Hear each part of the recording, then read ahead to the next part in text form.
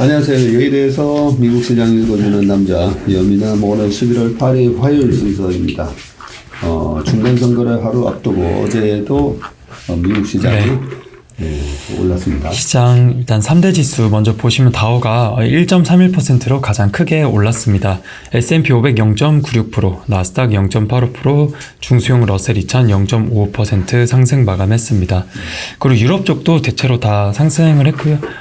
영국이 한 2%, 프랑스와 독일 2.7%, 2.5%, 그리고 범유럽 지수 스탁스 600이 1.8% 상승 마감을 했습니다. 그리고 어제 미국 쪽 업종별로 보시면 11개의 업종들 중에서 8개의 업종이 강세를 보였습니다. 특히 IT가 1.64%, 에너지가 어제 또 크게 올랐습니다. 1.73%, 그리고 커뮤니케이션이 1.83%, 이렇게 상승을 했고요. 약세를 보였었던 업종으로는 유틸리티가 어제 크게 하락을 했습니다. 마이너스 1.94, 자유소비재가 마이너스 0.62, 그리고 부동산이 0.07 이렇게 하락을 했습니다. 어제 같은 장에서도 자유소비재랑 부동산, 유틸리티는 하락 마감을 했네요. 그 매크로 이슈가 이제 약간 누그러지긴 한데 국채 수익률은 어제도 또 플러스가 났어요. 네, 어제 국채가 또 올랐는데요. 2년물 같은 경우 한 7bp 정도 상승하면서 4.73을 기록을 했습니다. 그리고 10년물도 6bp 오르면서 4.22로 마감을 했습니다. 네. 금리가 계속 떨어지지 않으면 아무래도 뭐 어제 같은 장에도 자유소비재나 이런 쪽은 약세를 보이는데 성장주한테 좀 발목을 잡는 그런 모습은 여전히 좀 보이고 있는 것 같고요. 반면에 이제 달러 인덱스가 계속 떨어지고 있어요. 네, 달러 인덱스가 최근에 좀 약세 흐름을 보이고 있는데요. 어제 0.62% 하락을 했고요. 최근 5일 동안 봐도 한 1.2% 정도 하락을 했습니다. 그래서 달러 인덱스가 한 110 정도로 선에서 마감을 했고요.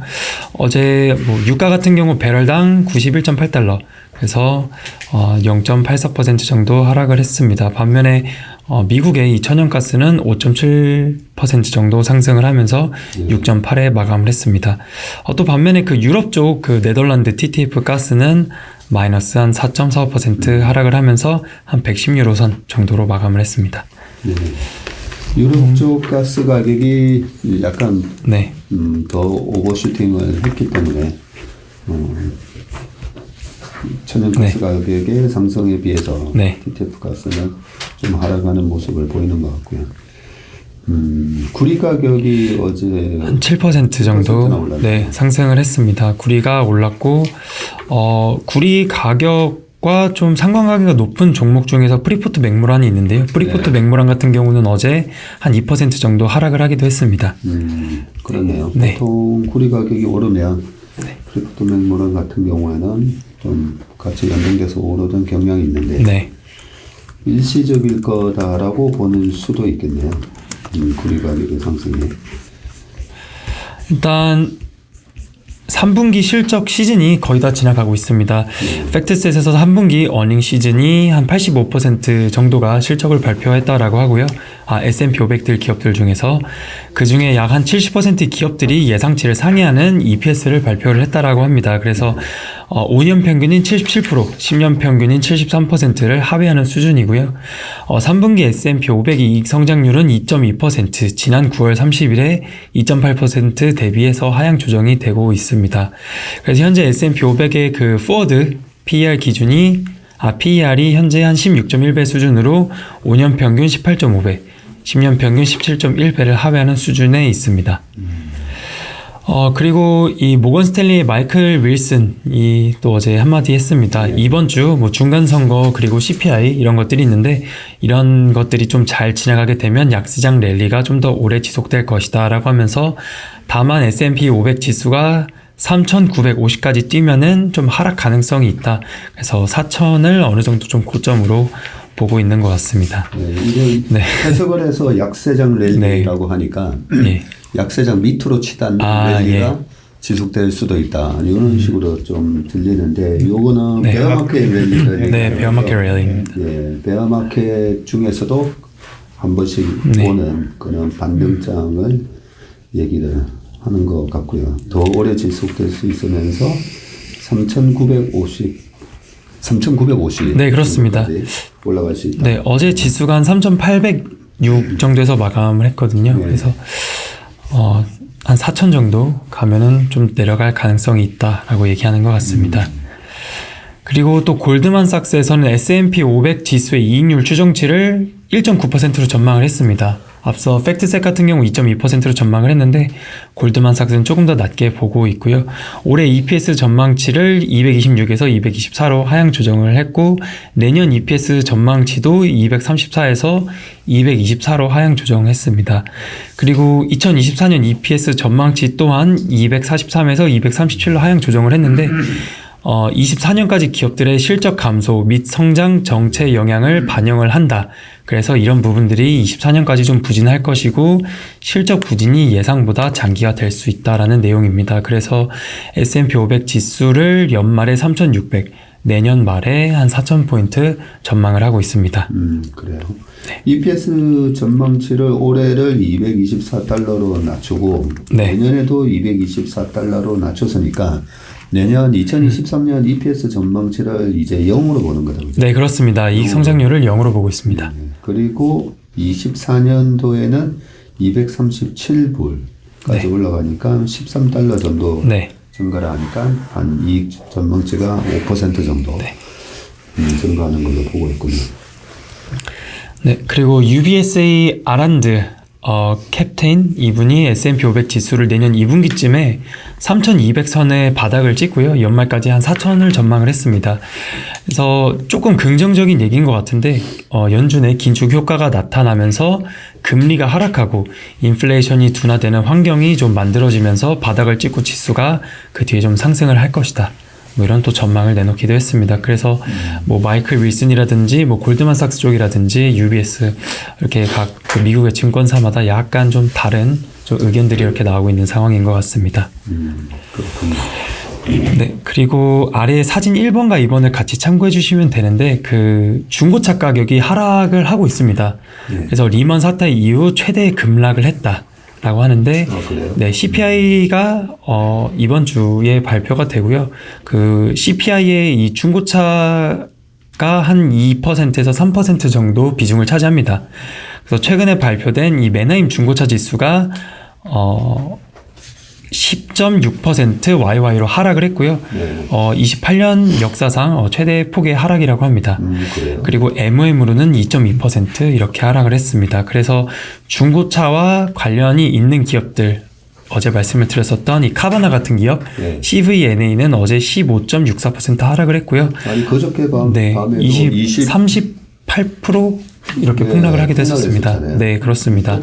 네, 어제 또 이어서 15% 넘게 하락을 했습니다. 뭐 반면에 이 KMX는 카맥스입니다. 이 카맥스 같은 경우는 한 2.93% 상승을 했습니다.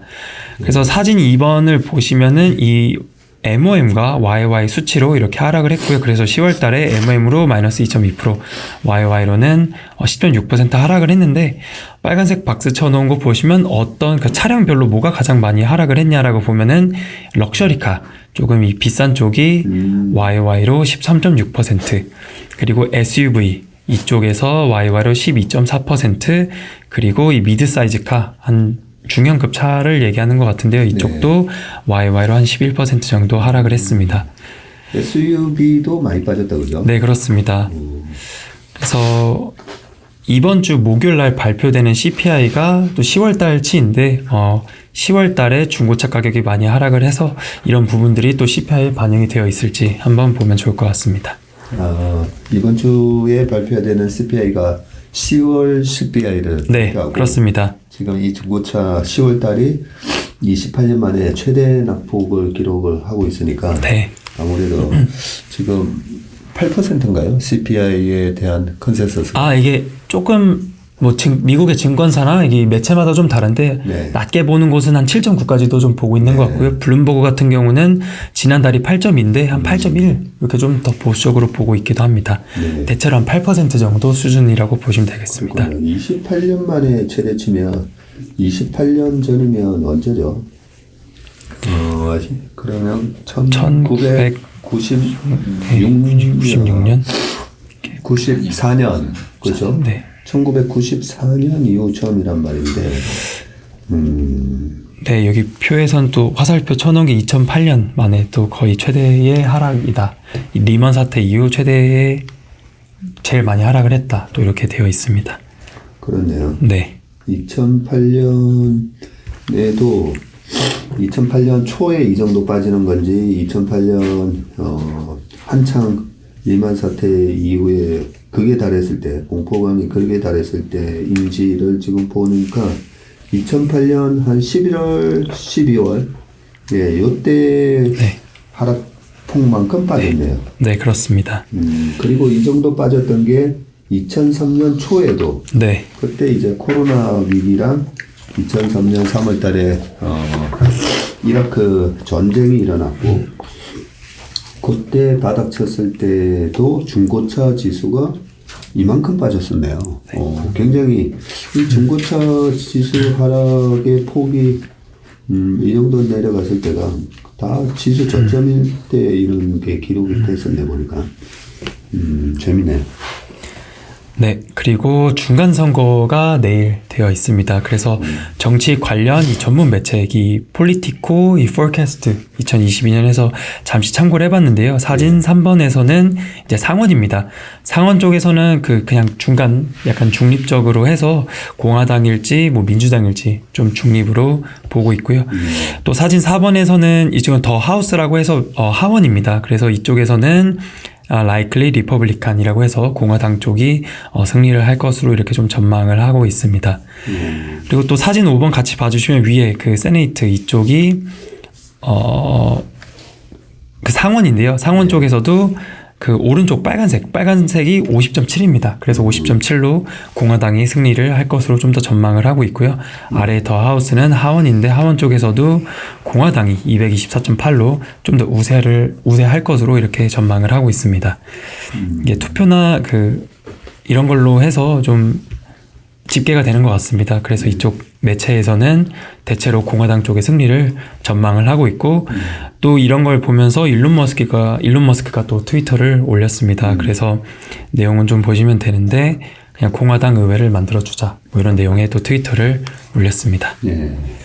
우리나라에서는 기업가들이 이렇게 어느 한쪽 정치적인 표현을 하는 것도 이제 자제를 하는데 미국은 약간 좀 자유로워요.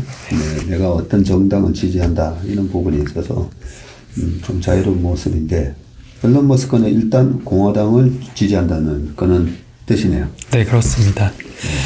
그래서 중간 선거 이후에 좀 그 S&P 500의 퍼포먼스가 어땠냐, 지수의 상승률이 어땠냐라고 했을 때 사진 7번을 좀 보시면은 S&P 500의 수익률 중간 선거 당일입니다. 그래서 1970년대 같은 경우는 한 1%를 조금 못 미치게 상승을 했었고요. 이전에 가장 많이 올랐었던 때는 한 2.7%가 되는 것 같습니다. 그리고 하락을 했었던 적은 역사적으로 한 3번 정도가 있는데 가장 크게 하락했었던 적은 한 1.5% 가까이 하락을 하기도 했습니다.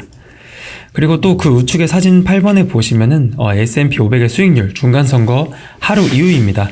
그때를 봤을 때는 하락을 했었던 적이 한 5번 정도가 있는데 가장 크게 하락을 했었던 적은 한 4% 넘게 하락을 했었고요. 또 가장 높은 상승률을 기록했었던 적도 있는데 이때도 한 4% 상승을 했었습니다. 그리고 가장 최근에는 한 2%대의 상승을 기록을 하기도 했습니다. 이게 그냥 연도별로 쭉 나열해 놓은 건가요? 네, 이게 월스트리트 저널의 기사를 따왔는데 이렇게 연도별로 그냥 쭉 나열을 해놨습니다. 네, 1970년 이후란 말이죠? 네. 그리고 우측 사진은 1930년 이후입니다. 30년 이후네요. 네. 그래서 뭐 대체로 이렇게 좀 상승을 했다 이렇게 참고해 주시면 되겠습니다. 네, 그리고 어제 미국 시장에서 뭐 특별한 경제지표 발표는 없었습니다. 그리고 내일도 뭐 특별한 경제지표 발표는 딱히 없습니다. 그리고 네, 어제 뭐 빅테크 쪽 좀 살펴보시면 애플이 한 0.4% 상승을 했습니다. 그리고 애플 같은 경우 최근에 뭐 계속 중국 쪽에서 이 이슈가 나오고 있는데 이 BBG에서 올해 아이폰 생산 대수를 9천만 대에서 8,700만 대로 하향 조정을 했습니다. 한 300만 대 주는 거네요. 네, 그렇습니다. 중국 정저우시에서 뭐 공장 생산 차질이 있다라고 하고요. 뭐 가동률이 뭐 70%나 80% 정도가 되면서 생산 차질에 좀 문제가 있을 것이다라는 내용이었고, 말씀드렸던 것처럼 이전에 정주호 공장은 그 아이폰 14를 한 80%, 14%를 한 85% 생산하는 공장입니다. 그리고 또 이 SMBC 니코 이 일본 분 같은데 이 카수라 애널리스트 분이 올해 아이폰 생산량 전망치를 또 9,100만 대에서 8,500만 대로 한 600만 대 정도 하향 조정을 또 하기도 했습니다. 그래서 아이폰의 생산 대수가 지속적으로 좀 하향 조정이 되고 있는 모습입니다. 그래서 어제 한 주가는 0.4% 정도 하락을 했고요. 마이크로소프트나 구글 한 2% 넘게 상승을 했고, 테슬라가 어제 5% 이렇게 크게 하락을 했습니다. 그래서 그 트위터 인수 이후에 뭐 계속 약세 흐름을 보이고 있고, 어제 52주 신저가를 기록을 하기도 했습니다. 네, 연초 이후 44% 빠졌고, 네. 아마존도 연초 이후 지금 45% 빠져 있는 상황이고, 엔비디아 마이너스 51%, 넷플릭스 마이너스 57%. 그런 상황에서 이제 애플은 이렇게 좀 안 좋은 얘기가 나오는데, 지금은 이미 다 이게 풀리 다 반영이 됐다라는 뜻인지, 연초 이후 마이너스 21.77% 하락을 하고 있는데, 상당히 이제, 네. 주가가 견고한 모습을 지금 보이고 있고요. 테슬라가, 지금 $200가 이제 깨졌으니까, 그죠? 예, 이런 부분이 조금 이제 아쉽네요. 그러니까. 1200불까지 갔었던 주가니까, 지금, 600이 좀 안 되는. 600이 네. 안 되는 그죠? 네, 한 590 정도 네. 되는 것 같습니다. 3분의 1로 이제 스플릿을 했기 때문에, 고점이 이제 600불 조금 넘는 걸로 보면 꽤 많이 빠진, 잠깐만, 1200이니까 400불이 네. 고점이다, 그죠? 네. 네, 400불 고점에서 또 50% 이상. 제가 주식 강의 최근에 할 때마다 이제 그런 얘기를 했던 것 같아요. 명품 기업들, 명품, 뭐, 에르메스나, 루이비통이나, 명품 백들은, 할인을 안 하는데, 박앤세일을 안 하는데, 명품 주식들은 마이너스 30에서 40, 2년마다 한 번씩 이렇게 박앤세일을 해주고, 테슬라는 1년마다 박앤세일을 50%씩 해준다라고 제가 그런 설명을 많이 합니다. 이번에도 50%또 박앤세일이 나옵니다. 자동차는 50% 박앤세일 안 해주죠? 테슬라. 안 해주죠. 이번에 얼마 주고 샀어요? FSD까지 해서 8,000만 원. 그러면 8,000에서 저거 보조금은 얼마 받았어요? 700, 800. 받고, 그러니까 차값, 그리고 이번에 살 때가 차값 제일 높았을 때 아니에요? 거의 가격 인하하기 전에. 네, 완전 비싸요. 이번에 인하해준 게 한 몇 프로 가격 인하해줬죠? 10%? 5%? 네, 제가 알기로는 5%. 중국에서 10% 정도. 중국에서는 10%. 그래서 이 애플 아이폰도 세일 잘 안 하죠? 아이폰도 아예 안 하죠? 네, 아이폰도 거의 안 합니다. 그래서 이 명품 기업들이 만들어내는 제품 박앤세일을 거의 안 하는데 주식은 항상 이렇게 30에서 50%씩 박앤세일을 해준다는 거 볼 수가 있고, 그 박앤세일을 해주는 일의 텀도 보면 명품 기업일수록 이제 박앤세일을 해주는 기간이 어떤 금융위기 같은 게 왔을 때 10년마다 한 번씩 박앤세일을 해주는 기업들이 있고, 보통 2년마다 많이 해주는데 이렇게 1년마다 또 박앤세일을 해주는 이유가 약간 이제 앨런 머스크의 입 때문에 그런. 네. 어제 다모다란 교수 그 3프로 TV 저거 인터뷰 봤어요? 좀 봤습니다. 네. 그거 참 좋은 영상이니까 그 영상 다 봐야 될 것 같아요. 그 다모다란 교수님 그에서 질문을 또 그렇게 앨런 머스크에 대해서는 어떻게 생각하냐 했더니 장점과 단점 아주 명쾌하게 얘기를 해주시더라고요. 네. 남들이 하지 못한다라는 걸 하는 그런 혁신을 이끌고 있는 그런 부분에 대해서는 굉장히 이제 높이 평가하고 장점인데, distracting 하다는 거죠. 가끔씩 산만해진다는 거죠. 어제 아침에도 제가 그 얘기 했었잖아요. 천재라서 너무 이것저것 우주도 하고 너무 하는 일이 많은데 그 주주들 입장에서는 이 전기차라든지 우주가 됐든 거기에 이제 좀 집중 선택과 집중이 되게 중요하잖아요. 뭐 우리가 주식 투자할 때도 선택과 집중이잖아요. 그런데 이제 자꾸만 이렇게 디스트랙팅하는 그런 얘기를 하니까 당연히 이제 주주들은 싫어할 수밖에 없죠.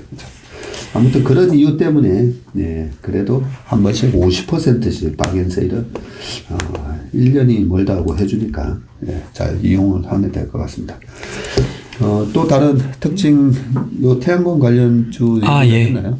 일단 메타 먼저 좀 말씀을 드리겠습니다. 그 월스트리트 저널에서 역사상 최대 규모의 감원을 한다라는 소식이 있었습니다. 메타가 이제 감원을 하는데 9일부터 해고 통보 예정이라고 하고 수천 명의 직원이 영향을 받을 것이다 라는 내용이었습니다. 그래서 지난 3분기 9월 말 기준으로 직원 수가 한 8만 7천 명 정도가 되는데 지난 20년, 21년 코로나 기간에도 2만 7천 명을 신규로 채용을 했고요. 올해 이제 넘어오면서도 9월 달까지 해서 15,300명 정도를 채용을 했다라고 합니다. 근데 이번에 또 최소한 10% 이상의 비용 절감을 추진한다는 소식이 있는데 이게 정확하게 뭐 얼마만큼의 직원을 자르겠다라는 내용은 없었고요. 뭐 수천 명의 직원이 좀 영향을 받을 것이다 라는 내용이 있었습니다. 이제 뭐 비용 절감을 한다는 소식에 어제 주가는 메타가 한 6.5% 상승을 했습니다.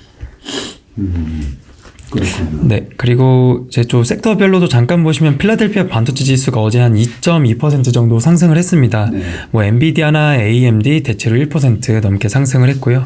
마이크론은 0.7% 올랐습니다. 그리고 전무님께서 최근에 좀 이렇게 강조를 하셨던 금융주도 좀 강세를 보였고 특히 블랙록이 3% 넘게 상승을 했습니다. 그러네요. 네. 블랙록도 연초 이후에도 거의 뭐 한 40%까지 빠졌었는데 지금 보니까 마이너스 26%. 네. 웰스파고는 마이너스 1.9%. 여전히 이제 우리가 계속 금융주의 동향을 체크해야 되는 이유가 정말 심각한 경기 침체. 우리가 소프트 랜딩이냐 하드 랜딩이냐 이 얘기 많이 하잖아요. 네. 소프트 랜딩인 경우에는 금융주가 뭐 영향을 안 받을 거고요. 근데 정말 하드 랜딩, 굉장히 심각한 경제 충격이 있으면 그러면 이제 금융주 주가가 틀림없이 급락하는 그런 모습을 보일 거니까 계속 금융주의 체크를 좀 해주시기 바랍니다. 네, 그리고 마지막으로 이 태양광 관련주들이 어제 일제히 하락을 했습니다. 그 솔라 ETF가 한 1.3% 하락을 했고요. 인페이즈 에너지가 마이너스 4.8, 그리고 솔라 엣지 테크놀로지 한 마이너스 3.5, 퍼스트 솔라, 뭐 선런, 선파워 이런 종목들 다 하락을 했습니다. 일단 중간 선거에서 민주당과 공화당 중에서 공화당 쪽이 좀 더 우세하다는 소식에 뭐 신재생이나 태양광 관련주들이 일제히 하락을 했습니다. 그래서 뭐 앞서 말씀해 주셨던 테슬라 같은 경우도 신재생 쪽이기 때문에 이런 부분들이 혹시 있지 않았나 이렇게 좀 추정을 해볼 수 있을 것 같고 자동차 쪽에서도 이 전기차들 어제 루시드 같은 경우 0.3% 약세를 보였고요. 리비아는 2.1% 정도 하락을 하기도 했습니다. 그래서 뭐 이런 부분들도 조금 영향이 있지 않았을까 이렇게 좀 추정을 해볼 수 있겠습니다. 그렇네요. 시장 전체 분위기가 일단은 이제 선거를 바로 하루 앞두고 약간 이제 친공화당 정책 수혜주냐 아니냐 이거에 따른 약간의 마켓 영향을 좀 받은 것 같은 그런 느낌이 드네요. 뭐 또 코멘트 해주실 거 있습니까? 네, 이상입니다. 이상입니다. 네. 예, 알겠습니다. 네. 오늘 11월 8일 영상 순서는 여기까지 하겠습니다. 우리 남동진 주님 수고 많으셨습니다. 네, 감사합니다. 고맙습니다.